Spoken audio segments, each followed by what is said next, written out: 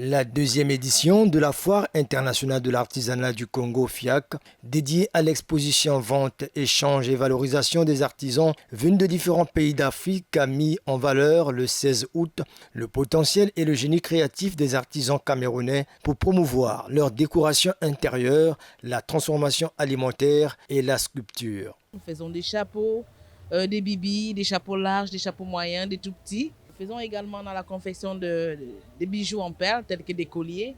Vous pouvez en trouver sur des tables, tels que des bracelets à base de perles. Les Congolais sont très intéressés par la chapellerie. Ils viennent regarder. Vous savez, lorsqu'on ouvre une foire comme celle-ci, les gens viennent d'abord visiter. Et après avoir visité, ils font le programme de venir acheter. Nous avons le jus de bissap Passion, qui est un très grand julien pour les amoureux de vin. La particularité de tous ces jus que je présente aux Congolais, ce sont d'abord des jus bio.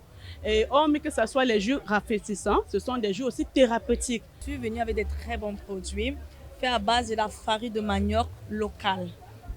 Voici ce magnifique petit produit qui s'appelle les biscuits Petit Cœur d'Esprit, fait à base du manioc. Le produit ici est fait à base du manioc et de la noix de coco. Très bon et délicieux. Pas de sucre, c'est bio. À ce rendez-vous de l'artisanat, la solution liée à la problématique du traitement de la peau à base des produits Made in Afrique est proposée dans ce stand camerounais. Nous proposons la solution pour répondre aux besoins de la peau africaine. Nous avons constaté que la peau africaine a eu beaucoup de problèmes pour trouver des produits cosmétiques qui vont avec elle, pour être non seulement belle mais également en santé.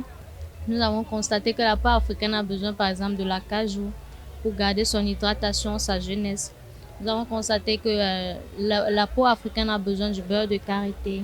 La peau africaine a besoin de la bave d'escargot. Ici, nous commençons par faire une consultation, un diagnostic là dans la machine qui nous permet de déterminer votre type de peau, de vérifier également votre interne de l'organisme parce qu'on a constaté que certains problèmes de peau que nous avons proviennent de l'intérieur de l'organisme, principalement au niveau du foie. L'innovation des artisans du continent est ici à la croisée des visiteurs venus de différents horizons.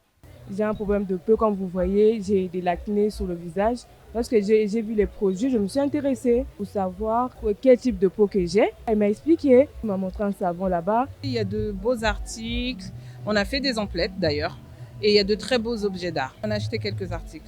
Faisant la ronde des stands, la ministre en charge de l'artisanat a souligné la particularité de cette journée qui met en lumière le savoir-faire camerounais. Le choix du Cameroun est évident.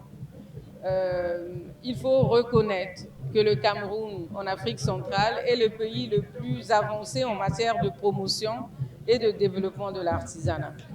Et donc nous voulions nous inspirer de leur expertise et de leur expérience et de la diversité de leur artisanat et du travail qui a été fait dans le cadre de la promotion de l'artisanat au Cameroun.